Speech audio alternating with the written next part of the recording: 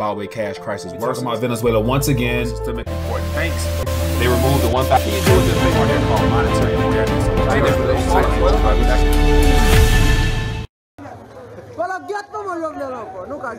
Mais c'est pas gaz là pour nous tenir dedans. Actuellement là, et coupe du monde nous fini, mais coupe du monde job n'a pas commencé.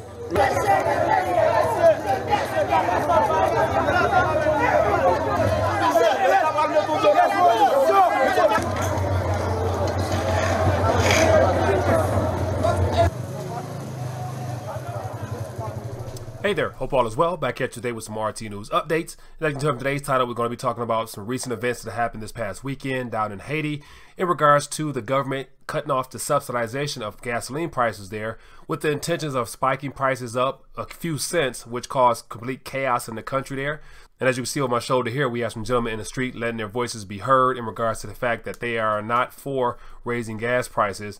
And so before I dive into today's articles, as always, if you're new to RTD, I want to encourage you to click the subscribe button along with the notification tab to be informed of future updates as well as live streams. Also join me on Twitter where I share posts throughout the day on various subject matters dealing with our monetary system as well as whatever's happening in the news that I can't get to via video. Make sure you click the button down below to be notified when things are posted. So today I have 3 articles all in regards to what's happening down in Haiti, and as of now it appears that things have calmed down slightly, but yet they're still under a state of emergency as a lot of Americans look to get up out of the country there. But what's most notable about this whole situation is the fact that the president there decided to increase the prices of gas due to the fact that the IMF recommended that it'd be a good way for them to cut back on some of the government expenditures by the government choosing to stop subsidizing gasoline prices and allow them to rise to what the fair market value would be, which of course caused a lot of Haitians to take to the street there and protest, because I would imagine as you see the percentages of the increase on gasoline, kerosene, and diesel, it will cause a lot of people in a third world country to be very uneasy with the fact that most of them can't really sustain their livelihoods already,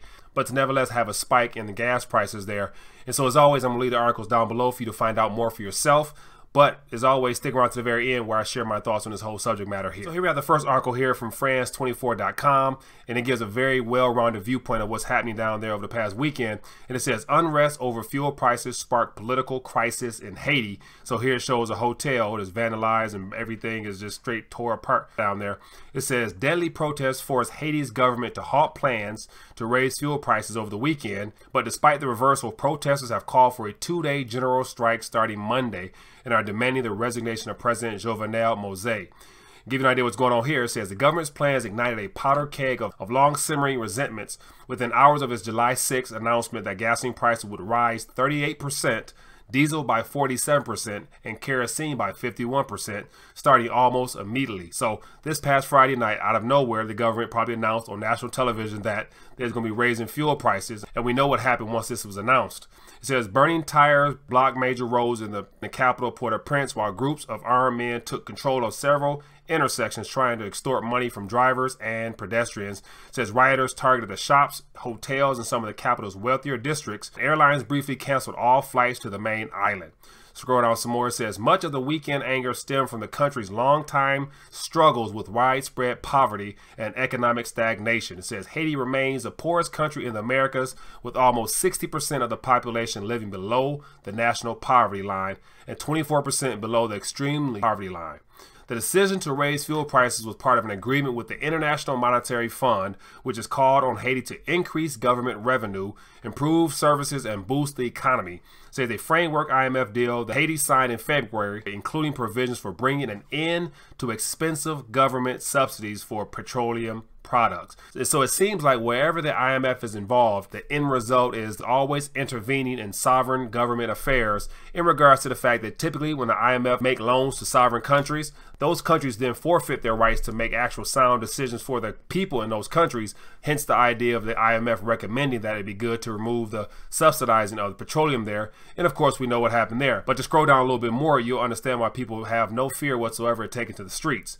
It says, in an address to state television later on Saturday, President Moise said he had corrected what had to be corrected and appealed for calm.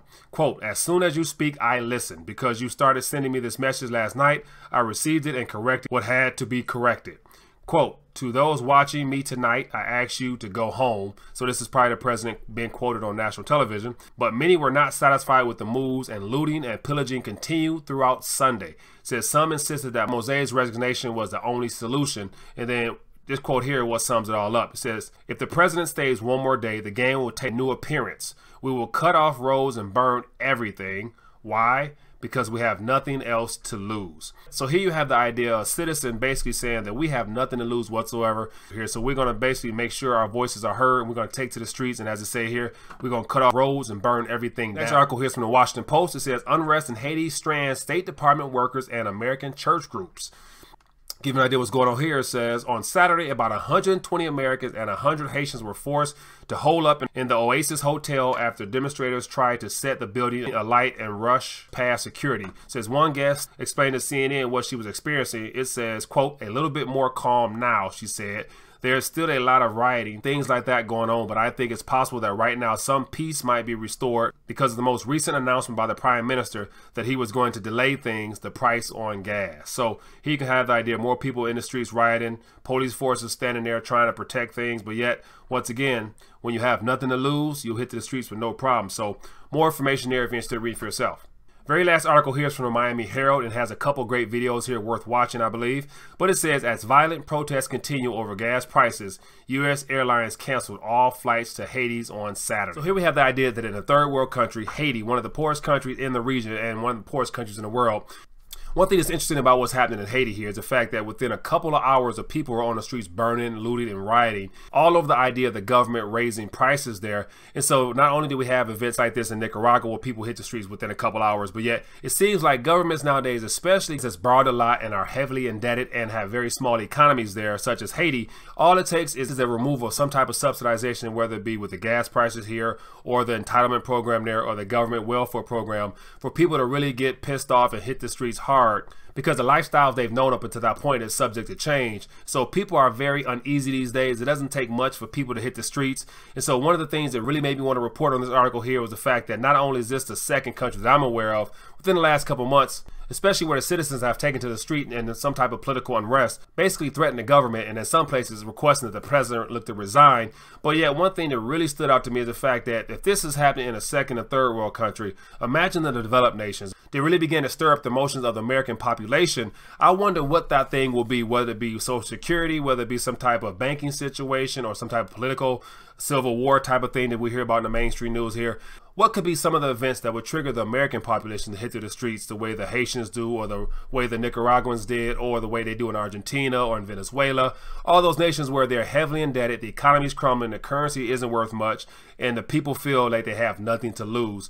So I'll be curious to find out what your thoughts would be on this whole subject matter. Leave a comment down below. Looking forward to hearing your thoughts on the subject matter. And other than that, catch you in the next news update. Have a good day.